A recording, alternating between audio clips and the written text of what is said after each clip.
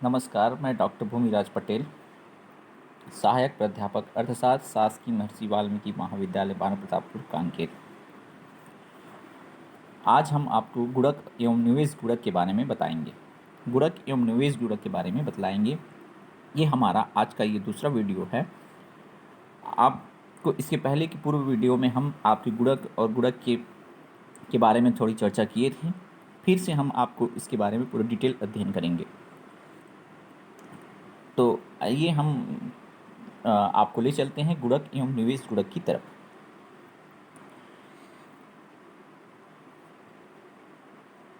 आधुनिक आय तथा रोजगार के सिद्धांत में गुणक का सिद्धांत बड़ा महत्व है। गुणक के सिद्धांत का बहुत ही इम्पोर्टेंट है।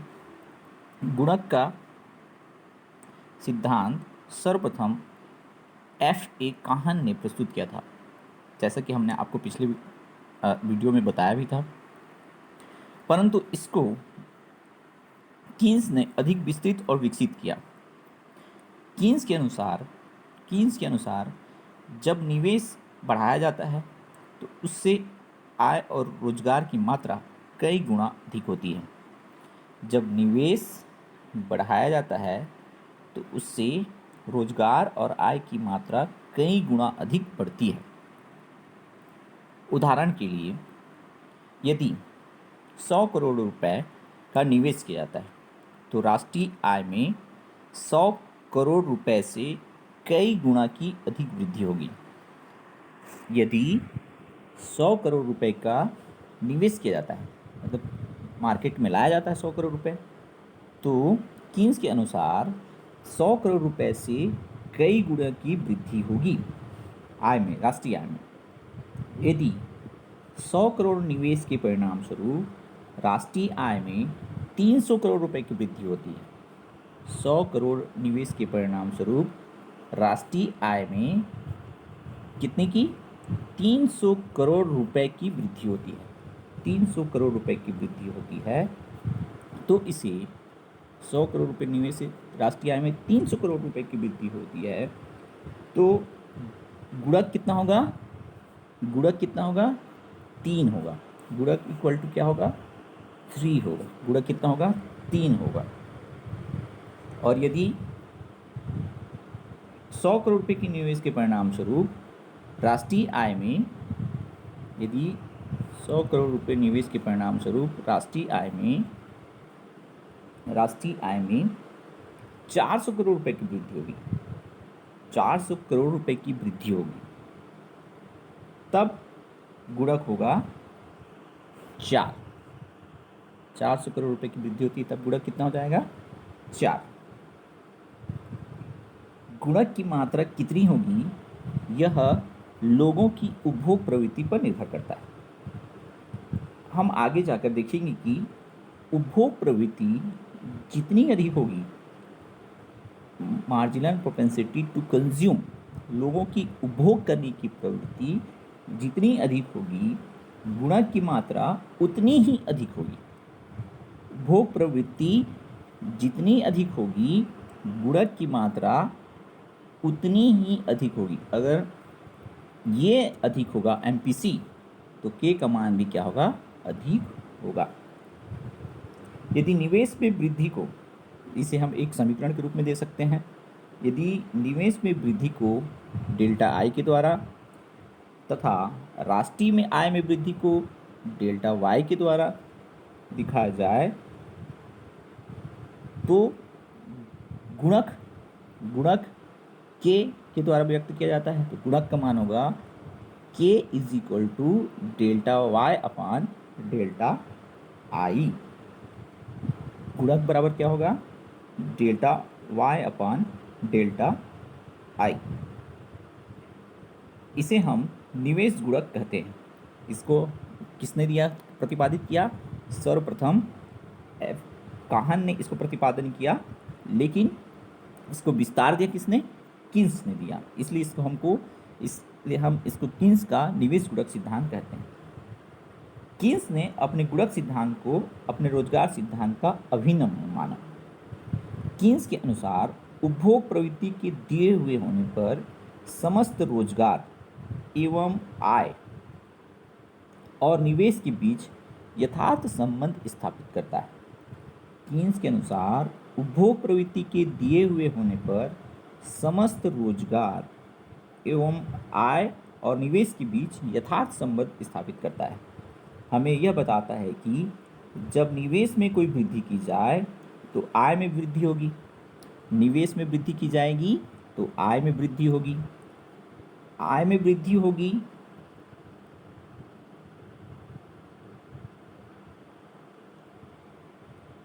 जो आय में वृद्धि होगी वे निवेश में वृद्धि की गई से के गुणा अधिक होगी। आय में वृद्धि निवेश में वृद्धि की गई से के गुणा अधिक होगी, के गुणा अधिक होगी, अर्थात वाय निवेश की वृद्धि इक्वल टू क्या हो जाएगा, इक्वल टू हो सकता है delta y is equal to क्या होगा, k इंटू डेल्टा आई। अगर इसको हम ये पक्षांतर कर देंगे तो क्या हो जाएगा, k into delta I, delta y is equal to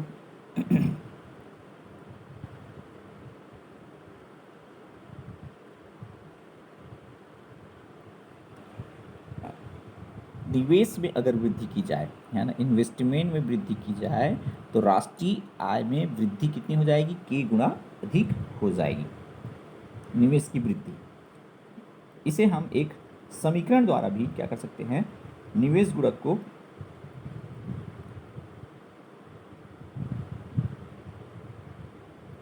एक समीकरण द्वारा भी व्यक्त कर सकते हैं, निवेश गुणक को एक समीकरण द्वारा भी व्यक्त कर सकते हैं। जैसा कि अगली स्लाइड में हम देखते हैं,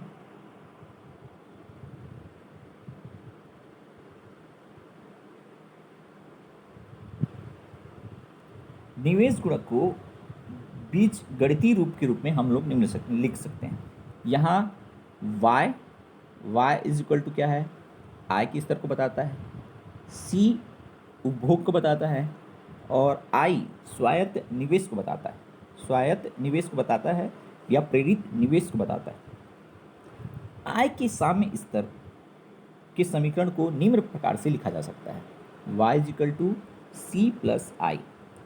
चूँकि गुणक के विश्लेषण में हमारा संबंध निवेश में परिवर्तनों द्वारा, चूँकि गुणक के विश्लेषण में हमारा संबंध निवेश में परिवर्तनों द्वारा, मतलब डेल्टा आई में परिवर्तनों द्वारा प्रेरित आयों में परिवर्तन से होता है, या जो इनकी क्या होती है, आय में जो परिवर्तन होता है उसको दिखाया जाता है। डेल्टा आई प्रेरित आयों में परिवर्तन से होता है, डेल्टा वाई को दिखाया जाता है। अतः उपरोक्त परिवर्तन को सम्मिलित करते हुए हम समीकरण को निम्न प्रकार से लिख सकते हैं, delta Y is equal to C delta Y plus delta I. C यहाँ पर क्या है, कंजम्पशन है, उपभोग है, और किसके कारण ये उपभोग परिवर्तन हुआ है, आय में परिवर्तन के कारण उपभोग में परिवर्तन हो रहा है। सी यहाँ पर एक स्थिरांक है। अब इसे हम समीकरण रूप में इस प्रकार से भी लिख सकते हैं, delta Y C delta Y plus delta I. इसे हम क्या कर सकते हैं, डेल्टा वाई को इस तरफ लाने से, वाई पक्षांतर कर दिए हमने, delta Y minus C delta Y is equal to क्या हो गया, डेल्टा आई। अब चूंकि दोनों में डेल्टा वाई कॉमन है, इसलिए डेल्टा वाई को हम क्या लेंगे, कोष्टक के बाहर रख लेते हैं, जिससे क्या बन जाता है, यहाँ पर क्या बचेगा, डेल्टा वाई को कोष्टक के बाहर ले लिए, जिसके कारण यहाँ बचेगा 1, क्योंकि डेल्टा वाई बाहर आ गया।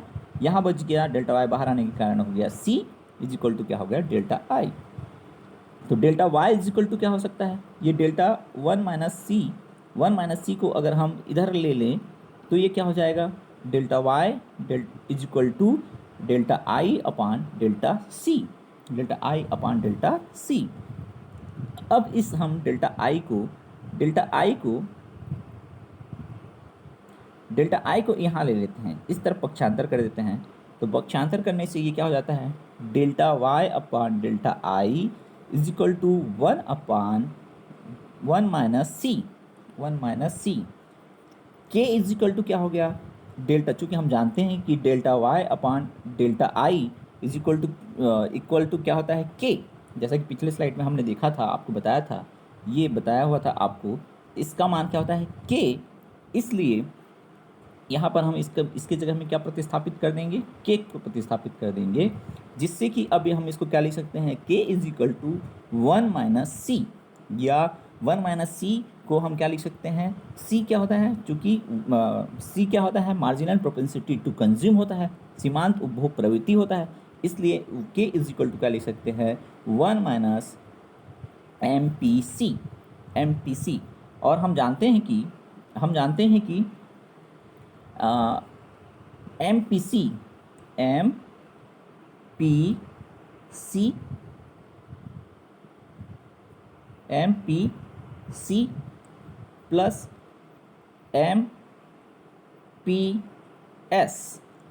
Plus MPS is equal to क्या होता है, is equal to MPC plus MPS is equal to होता है, किसके बराबर होता है, 1 के बराबर, इक्वल टू क्या होता है, 1 के बराबर होता है। ये हम पहले भी आपको बता चुके हैं, हम जानते हैं ये। आगे देखिए कि अब इसको हम क्या लिख सकते हैं, चूँकि पक्षांतर कर देंगे तो क्या हो जाएगा, के इज इक्वल टू 1/MPS लिखा जा सकता है। इस तरीके से हम कीन्स के निवेश गुणक को बीजगणितीय रूप में भी व्युत्पादित कर सकते हैं। गुणक का मूल्य सदैव 1 से अनंत के मध्य होता है, लेकिन कीन्स का निवेश गुणक निम्न मान्यताओं के दिए हुए होने पर ही यह लागू होता है, अन्यथा यह लागू नहीं होगा। पहला है इसका, पहली मान्यता है स्वायत्त निवेश में परिवर्तन होता है और प्रेरित निवेश का अभाव रहता है। सीमांत उपभोग प्रवृत्ति अर्थात MPC क्या होती है, MPC प्रवृत्ति स्थिर रहती है। दूसरा, उपभोग वर्तमान आय का फलन होता है, MPC स्थिर रहती है, उपभोग वर्तमान आय का फलन होता है। निवेश में परिवर्तन से आय में तुरंत परिवर्तन हो जाता है। बंद अर्थव्यवस्था की धारणा को हम मानते हैं। उपभोक्ता वस्तु उद्योग में अतिरिक्त क्षमता होती है। निवेश पर उपभोग का त्वरित प्रभाव नहीं होता, कीमतों में कोई परिवर्तन नहीं होता है। अगर एक वस्तु की कीमत में परिवर्तन हो जाएगा तो दूसरी वस्तु की उस पर हम सब्स्टिट्यूट वस्तु का उपभोग करना प्रारंभ कर देंगे। इसलिए ये किस इन मान्यताओं के अलावा अन्य और भी बहुत सारी मान्यताएं हैं, जैसे कि जिस अर्थव्यवस्था में गुणक प्रक्रिया कार्य करती है वह औद्योगिकृत अर्थव्यवस्था होती है। कीमतों में कोई परिवर्तन नहीं होता है। निवेश का उपभोग का त्वरित प्रभाव छोड़ दिया जाता है। अर्थव्यवस्था में पूर्ण रोजगार से अपेक्षाकृत कम स्तर पाया जाता है। इन मान्यताओं के आधार पर ये कीन्स का ये सिद्धांत लागू होता है, अन्यथा नहीं होता। अब इसकी कीन्स के सिद्धांत के इस सिद्धांत के जो महत्वपूर्ण तथ्य हैं इसको हम आगे की स्लाइड में आपको बता रहे हैं। एक मान लीजिए कि किसी एक अर्थव्यवस्था में MPC marginal propensity to consume जो है, किसी अर्थव्यवस्था में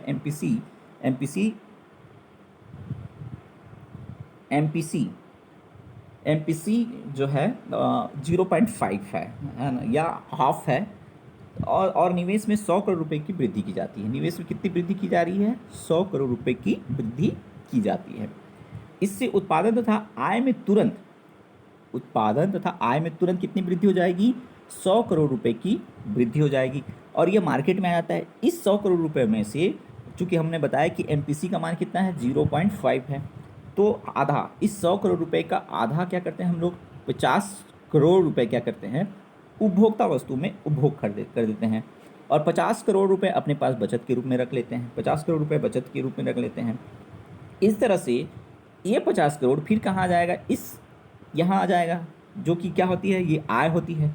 ये 50 करोड़ की हो जाएगी, तुरंत आय के रूप में इसका उपभोग वस्तु की तुरंत खर्च हो जाएगा, जिसके परिणाम स्वरूप उत्पादन तथा आय में उतनी मात्रा में पुनः वृद्धि हो जाती है। ये 50 करोड़ फिर यहाँ पर आ जाएगा, जिससे कि इसका MPC चूँकि 0.5 है तो इसका हाफ कितना हो जाएगा, 25 हो गया। फिर हम लोग खर्च कर देते हैं। फिर उसके बाद पुनः ये क्या हो जाता है, फिर उपभोक्ता क्या करता है, फिर उपभोग में वृद्धि होती है। यह धीरे धीरे ये कहाँ तक चली जाती है, जब तक कि यह MPC इसके दोगुना ना हो जाए, इसका गुणक का मान जब तक इसका दोगुना ना हो जाए। फिर से हम समझ लेते हैं इसको। यह प्रकट करती है कि प्राथमिक चक्र में निवेश की 100 करोड़ रुपए की वृद्धि, निवेश में 100 करोड़ रुपए की वृद्धि की गई तो आय में उतनी वृद्धि हो जाती है, 100 करोड़ रुपए की वृद्धि हो जाती है। इसमें से 50 करोड़ रुपए की बचत की जाती है, 50 करोड़ रुपए बचत की जाती है। 50 करोड़ रुपए का उपभोग पर व्यय कर दिया जाता है, 50 करोड़ उपभोग पर व्यय कर दिया जाता है। जो दूसरे चक्र में आय को उतनी मात्रा में बढ़ा देते हैं। आय प्रजनन की यह कम हो रही प्रक्रिया द्वितीयक चक्रों में तब तक चलती रहती है जब तक कि निवेश 100 करोड़ रुपए से बढ़कर 200 करोड़ रुपए तक नहीं पहुंच जाता। गुणक फार्मूले से यह स्पष्ट है। गुणक फार्मूले में अगर इसको हम लोग फुलफिल करेंगे तो यह आ जाएगा। ठीक, नेक्स्ट, गुणक के प्रभाव को हम एक रेखाचित्र के माध्यम से भी देख सकते हैं। गुणक के प्रभाव को एक रेखाचित्र के माध्यम से भी हम देख सकते हैं। यहाँ पर ये सी और आई जो है ये समस्त मांग वक्र है तथा समस्त पूर्ति वक्र है। ये समस्त मांग वक्र है और ये ओ से जेड तक समस्त पूर्ति वक्र है, पूर्ति वक्र की रेखा है। इसमें हम देखते हैं कि एक उपभोग फलन है जो सी क्या है, एक उपभोग फलन है। यह मान लिया गया है कि सीमांत उपभोग प्रवृत्ति कितनी है, हाफ है या 0.5 है, इसलिए सीमांत उपभोग प्रवृत्ति वक्र की ढाल 0.5 रखी गई है। सीमांत उपभोग प्रवृत्ति की ढाल कितनी रखी गई है, 0.5 रखी गई है। समस्त मांग वक्र क्या है, समस्त मांग वक्र क्या है, सी प्लस आई है, जो 45 अंश की कोण रेखा को ई बिंदु पर काटता है। 45 अंश की कोण रेखा को कहाँ काटता है, ई बिंदु पर काटता है, जिससे OY1 आई निर्धारित होता है, OY1 निर्धारित होता है, OY1 निर्धारित होता है। अब यदि EH के बराबर, अब यदि कहाँ से E से H के बराबर निवेश में वृद्धि कर दी जाए, निवेश में वृद्धि कर दी जाए तो हम ज्ञात कर सकते हैं कि इससे आय में वृद्धि कितनी हो गई, Y1 से Y2 हो गई, Y1 से Y2 हो गई। EH के बराबर निवेश में वृद्धि हुई, ES के बराबर निवेश में वृद्धि हुई, निवेश में वृद्धि हुई तो समस्त मांग वक्र ऊपर उठकर, समस्त ये जो हमारा समस्त मांग वक्र था C प्लस आई जो था वो ऊपर उठकर कहाँ चला गया, C प्लस आई के ऊपर चला गया, जिसके कारण नया मांग वक्र उत्पन्न हो गया है ना, मांग वक्र ऊपर उठकर, जो कि अब समस्त पूर्ति वक्र को कहाँ पर काट कर रहा है, E से F बिंदु पर ये शिफ्ट हो जाता है, F बिंदु पर हो रहा है। अब नया आय का स्तर क्या निर्धारित हो गया, वो Y2 हो गया, वो Y2 हो गया। अतः निवेश में EH वृद्धि, निवेश में कितनी, E से S तक वृद्धि करते हैं, E से S तक वृद्धि करते हैं तो आय कितना हो जाता है, Y1 से Y2 की वृद्धि हो जाती है, जो कि EH से कितनी है, 2 गुनी है, EH से 2 गुनी है। यह सिद्धांत भी हमारे किन्स के गुणक सिद्धांत को सिद्ध करता है। स्पष्ट है कि गुणक कितनी है, 2, क्योंकि जब सीमांत उपभोग प्रवृत्ति कितनी है, 0.5, तो गुणक का मूल्य कितना हो जाएगा, 2 के बराबर होगा। गुणक में कुछ लीकेजेस होते हैं, रिसाव भी होते हैं, जिसके बारे में हम विस्तृत चर्चा करेंगे।